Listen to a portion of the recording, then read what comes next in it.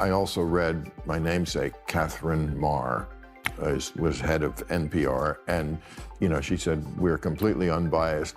Give me a break, lady." I mean, they're crazy far left. If you look on the right side, Jamie, where it says the truth is a distraction from getting things done, that is such a fucking Orwellian thing to say.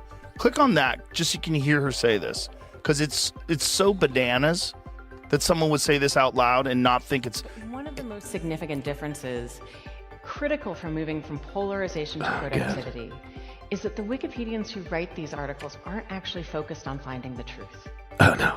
They're working for something that's a little bit more attainable, which is the best of what we can know right now. And after 7 years there, I actually believe that they're onto something. That for our most tricky disagreements, seeking the truth and seeking to convince others of the truth isn't necessarily the best place to start. In fact, I think our reverence for the truth might have become What? a bit of a distraction that is preventing us from finding consensus and getting important things done. What? Oh my God. Bill didn't tiptoe around it. He came out swinging. NPR, PBS, he flat out called them what they are, far-left megaphones. Sure, their execs deny it, but the evidence is stacked sky high. Remember April 2024? NPR's own senior editor, Uri Berliner, blew the whistle, admitting the network had completely surrendered to progressive ideology. That wasn't Fox News. That was an insider confession. NPR and PBS testified before Congress this week amid accusations of liberal bias. Should the government continue to send taxpayer dollars to public broadcasters? Well, a little background here. I mean, they've been after them the Republicans have wanted to get rid of PBS for as long as I can remember. This crowd will probably do it. I mean, I also read my namesake, Catherine Maher, was head of NPR, and she said, "We're completely unbiased. Give me a break, lady." I mean, they're crazy far left. And it didn't stop there. NPR's CEO, Catherine Maher, later admitted they totally botched coverage of the Hunter Biden laptop story, one of the biggest scandals of the election cycle. Oops, please. Then came 2025, when Congress grilled NPR and PBS for their endless obsession with race, gender, and identity politics. Bill Maher pounced on all of it, and his takedown, pure fire. I think we're past the age, really, where the government, first of all, why do we need to subsidize? Why can't we have outlets like this? And we're so polarized. These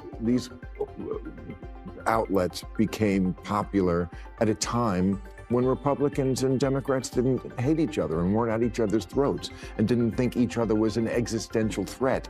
In that world, you can't have places like this, I think, anymore. They have to be private. Here's where it gets deeper. Let's not forget, NPR and PBS aren't just any outlets. They're funded by taxpayers. That's government money, which means whichever party sits in power can quietly lean on them, shaping coverage to match their own agenda. Sounds less like free press and more like state-approved messaging, right? And once you're hooked on government dollars, propaganda isn't far behind. I think Uri Berliner, ex-NPR employer, his piece this week, where he said that they should just let go of the funding. I love NPR. I listen to NPR almost every day, have since 1975, when my parents used to play it in our Chevrolet Caprice when I was like 9 years old. I love it for its point of view, but since 2020, it has no longer been general. I remember in 2021, my then 9-year-old asked me, and of course she has no sense of context, I don't pump her full of things like this. She said from the back seat in a very different car, she said, "Daddy, why is it that NPR is always playing the same thing?" And I said, "What do you mean the same thing?" And I swear she said, now she doesn't have a vocabulary, but she said, "It's always about how somebody can't do something."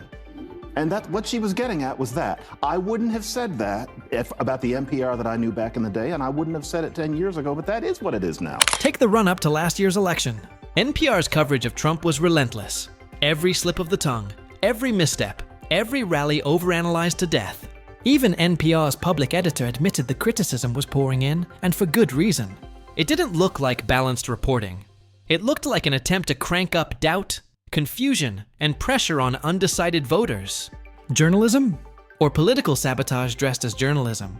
Government was funding NPR is crazy. Like this, you can't have a completely biased, one-sided media organization that's funded by the government and taxpayers. That's crazy. And they went over all the amount of people that were on NPR that were Democrats, and it's 100%. Yeah. It's like out of 87 people, it's 100%. Look at the New York Times. Yeah. I mean, so that none of that should be a surprise to anybody who's. But the New York Times is paying at least half a privately funded company. Right. I mean, right. It's like NPR relied on tax money, and there's this giant outrage that the government's going to defund it. And here's the bombshell. Reports show nearly 80% of NPR's newsroom identifies as Democrats. 80%! For a taxpayer-funded outlet, that's insane. A 50-50 split would at least create balance. Instead, it's a political echo chamber that alienates half the country. And Maher called it out, exposing just how deep this imbalance runs. The reality is the internet exists. And you don't need to publicly fund something that's clearly biased when the internet exists. Right. You can get whatever you want. If you want to just absorb and consume only left-wing media, there's so much available. You can go find it. But our tax dollars should not be going to that. No. And to be fair, if anybody wants to know what the hell's going on in the news, they can just listen to the President's Daily Brief podcast, frankly. Oh, your podcast. I'm good, right? Yeah, that's some. Yeah, boy, I just stuck that in there. I can't find this. Even Joe Rogan jumped in with a point that hits hard. Who even needs NPR anymore? The internet broke their monopoly. Anyone with a phone can access dozens of independent voices, compare stories, and form their own opinion. Sure, there's noise to sift through, but at least you're not force-fed one side's narrative. In today's world, the internet is the real marketplace of ideas. Show me a story that concerns you. That's fantastic. As far as the accusations that we're biased, I would stand up and say, please show me a story that concerns you, because we want to know and we want to bring that conversation back to our newsroom.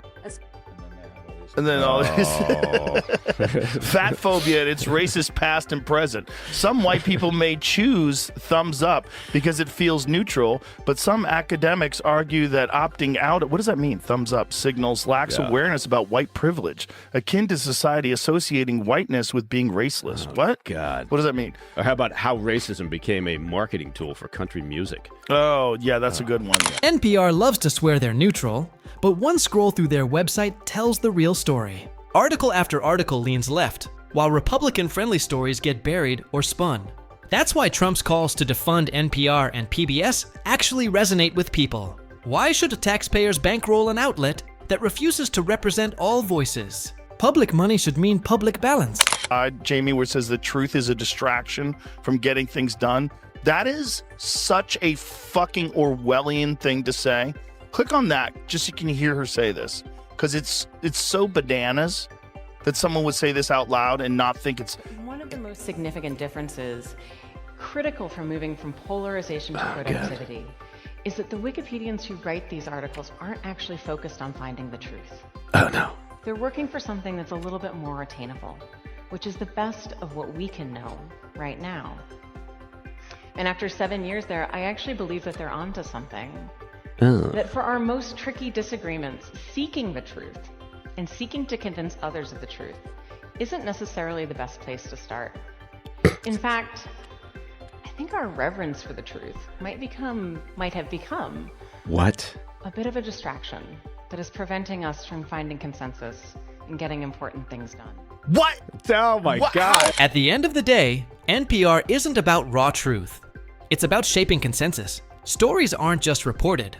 They're framed, polished, and nudged to guide audiences toward a preferred conclusion. And surprise, surprise, it always seems to benefit the Democrats. Alternative views, ignored, dismissed, buried. That's not watchdog journalism. It's political messaging wrapped in the credibility of public funding. Media to admit that they blew the whole thing way out of proportion, because as always with media these days, they don't cover what's most important, just what's most fun to watch. There are 15.2 million college students in the U.S., and 2,300 have been arrested. That's 1/67th of 1%, and half of the ones in New York weren't even students. But we were given the false impression that these protesters are the voice of their generation, having found a cause for which they were willing to go to the tents and to the barricades.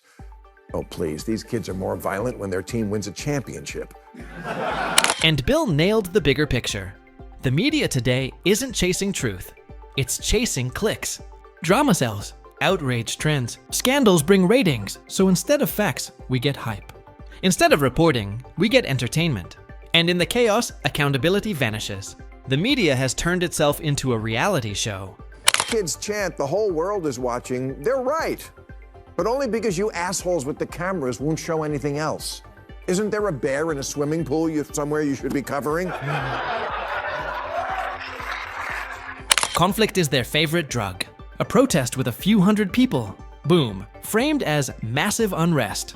A minor street scuffle. Suddenly, violence nationwide. It's not reality. It's narrative. By exaggerating chaos, they make governments look weak, society look fractured, and viewers stay glued to the drama. Fear and anger sell. Calm and balance don't.